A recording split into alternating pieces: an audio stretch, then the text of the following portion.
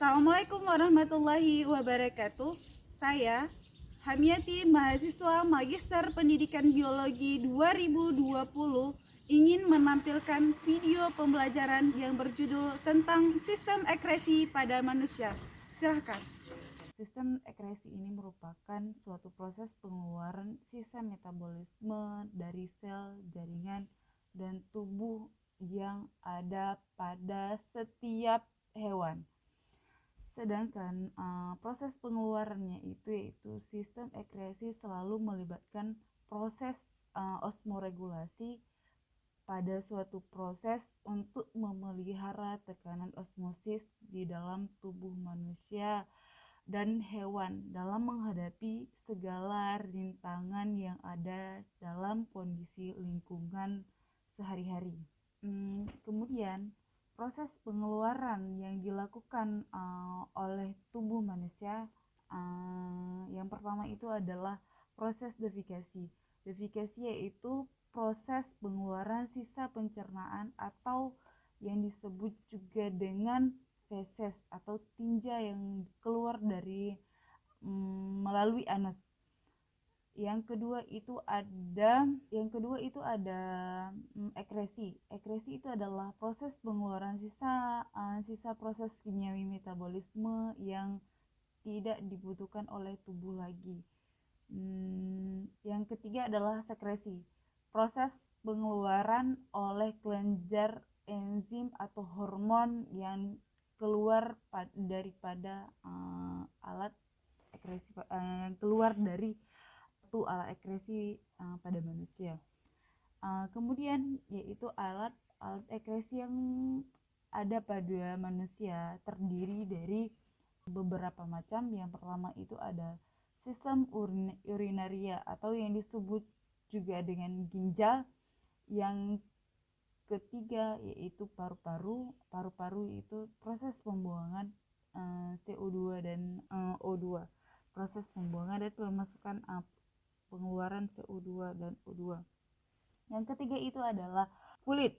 Kulit itu adalah salah satu juga organ ekresi yang ada pada manusia, itu untuk mengeluarkan keringat. Dan yang terakhir itu adalah ada hati, yaitu tepatnya di empedu. Kemudian kita akan membahas salah satu dari keempat alat ekresi tersebut. Yang pertama itu adalah sistem urinaria atau yang disebut juga dengan ginjal. Nah, kemudian kan ginjal tersebut juga mempunyai bagian-bagian tersendiri. Yang pertama itu ada korteks, yaitu kulit ginjal, dan kedua itu ada medula atau sumsum ginjal. Yang ketiga itu ada pelvis atau rongga ginjal. Kemudian yang kedua itu ada pada sistem urinaria itu adalah antokemi atau yang disebut juga dengan vesika urinaria. Yang ketiga ada ureter, yang keempat itu ada uretra.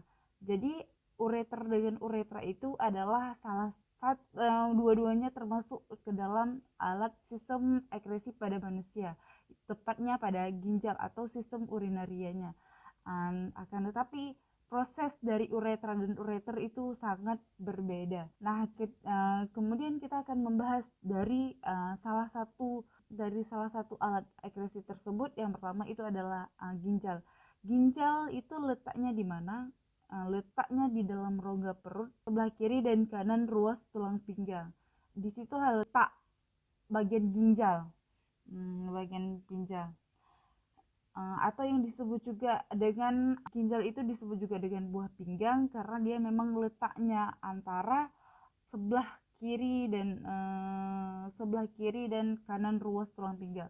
Dan ginjal kiri lebih tinggi daripada ginjal kanan, karena ginjal kanan lebih rendah letaknya daripada ginjal kiri, karena terdesak oleh yang disebut juga ataupun terdesak oleh hati atau yang disebut juga dengan Hepburn. Nah, ginjal itu juga berbentuk menyerupai seperti biji kacang merah, berwarna merahnya sangat kecoklatan. Sedangkan fungsi ginjal itu sendiri adalah untuk menyaring ginjal. Fungsi ginjal tersebut sendiri itu adalah untuk menyaring darah, yaitu ada tahapan di dalam ginjal itu ketika proses sebelum darah menjadi urin, yaitu tahapan yang dikerjakan oleh ginjal di situ terus menerus, tapi ada tahapan maka selanjutnya akan kita bahas, yaitu yang pertama itu ada bagian-bagian ginjal. Bagian-bagian ginjal itu ada yang pertama kita sebutkan adalah bagian ginjal pada penamparan melintang. Yang pertama itu adalah ada korteks. Nah, korteks itu adalah bagian pinggiran yang ada pada ginjal. Yang kedua itu adalah medula. Medula yang ada pada ginjal dan nefron. Kemudian ada kapsula Bowman, kemudian ada glomerulus, kemudian saluran tubulus kontraktus proksimal, kemudian di sini adalah badannya turun daripada baru dilanjutkan dengan lengkung Henle, baru ke badan tubulus kontraktus distal, kemudian baru naik adalah dari kemudian saluran pengumpul, baru menuju ureter, yaitu ureter di sini adalah saluran penghubung dari ginjal menuju kantong kemih. Kemudian baru masuk ke dalam arteri, yaitu arteri renalis. Kemudian darah disaring, kemudian baru dikeluarkan dari vena renalis, atau dia disebut juga dengan pembuluh ginjal. Nah, kemudian bagian nefron atau penyaring darah. Setiap nefron tersusun dari badan Malpighi dan saluran panjang atau yang disebut juga dengan tubula. Kemudian badan Malpighi itu terdiri dari glomerulus, yaitu ayaman pembentuk kapiler. Ini yang disebut juga dengan glomerulus ini. Kemudian yaitu simpan Bowman adalah cawan berdinding tebal yang mengelilingi glomerulus. Ini yang disebut juga dengan simpan Bowman atau yang disebut juga dengan kapsul Bowman. Nah, kemudian baru kita lanjutkan tahapan proses penyaringan darah menjadi urin. Ada 3 proses. Yang pertama itu adalah filtrasi, yang kedua ada reabsorpsi, dan yang ketiga itu ada aumentasi. Sedangkan dari filtrasi itu sendiri adalah penyaringan zat sisa metabolisme yang dapat menjadi racun. Kemudian terjadinya filtrasi itu pada glomerulus. Di sini adalah zat yang dihasilkan adalah zat glomerulus atau yang disebutkan dengan urin primer.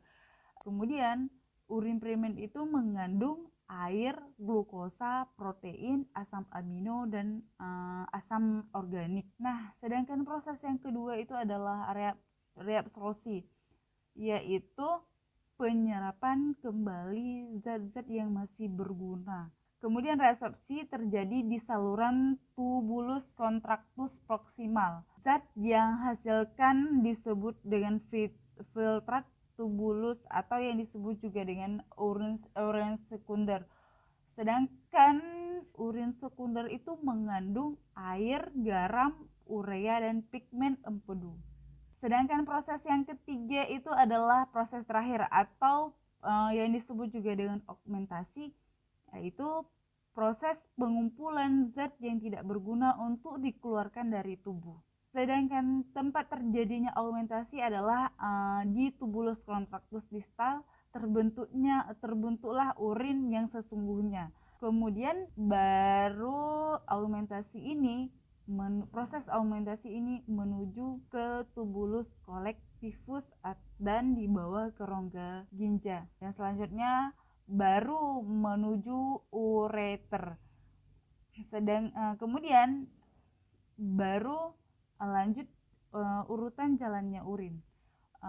Urutan jalannya urin yang pertama itu dari ginjal, ya, menuju ke ureter baru menuju kantong kemih dan baru menuju uretra. Jadi ureter dengan uretra itu ada salah satu tahap, yaitu ada salah satu organ, yaitu kantong kemih di sini untuk tahapan memisahkan antara proses ureter dengan uretra. Barulah setelah uretra terakhir penyaringannya, baru urin itu keluar dari tubuh. Nah, kelainan-kelainan yang terjadi pada ginjal, yang pertama itu adalah nefrosis, yaitu kondisi di mana membran glomerulus bocor menyebabkan sejumlah besar protein keluar dari darah menuju urin. Jadi urinnya di situ tidak steril karena pada proses ini adalah salah satu membran glomerulusnya itu rusak. Jadi proses penyaringan itu penyaringan salah satu di tahapan filtrasi tidak ada. Kelainan pada ginjal yang pertama ada nefrosis, itu adalah kondisi di mana membran glomerulus bocor menyebabkan sejumlah besar protein keluar dari darah menuju urin. Yang kedua itu ada nefritis glomerulus, adalah radang membran filtrasi glomerulus yang di dalamnya corpus callus renalis. Penyebab radang secara umum adalah reaksi alergi terhadap racun yang dilepaskan oleh bakteri Streptococcus yang menginfeksikan bagian tubuh lainnya, misalnya tenggorokan. Kemudian ada pilonefritis, adalah radang seluruh bagian ginjal. Kerusakan ini sering dimulai dengan infeksi pada bakteri pada pelvis ginjal dan kemudian melebar ke bagian utama ginjal. Yang kemudian ada sistesis, adalah radang kantong kemih terutama bagian mukosa dan submukosa. Sistesis bisa disebabkan oleh infeksi bakteri, zat kimia atau luka. Yang terakhir itu adalah batu ginjal, yaitu bisa terbentuk di dalam saluran atau rongga ginjal. Batu ginjal terbentuk dari asam urat, kalium, fosfat, oksalat, dan lain-lain yang terbentuk di dalam ginjal. Penyakit ginjal terdiri dari beberapa macam. Yang pertama ada diabetes insipidus, yaitu pengeluaran air kencing yang berlebihan atau yang disebut juga dengan poliurea. Kemudian ada oligurea, yaitu jumlah urinnya yang sedikit. Dan yang selanjutnya adalah radang ginjal atau yang disebut juga dengan infeksi oleh bakteri, yaitu ginjal terinfeksi oleh bakteri.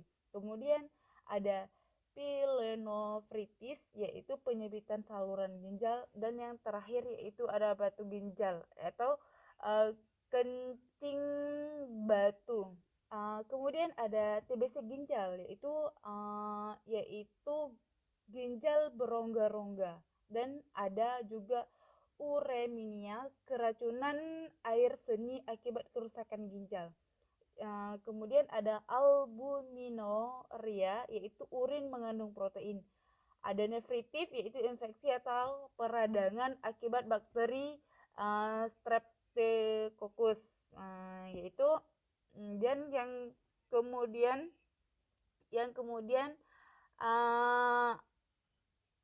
yang alat ekresi yang kedua itu adalah kulit. Kulit adalah salah satu ekresi pada manusia, yaitu yang mengeluarkan keringat. Nah, selanjutnya itu lapisan yang terdiri pada kulit. Yang pertama itu ada kulit ari. Kulit ari itu adalah kulit epidermis.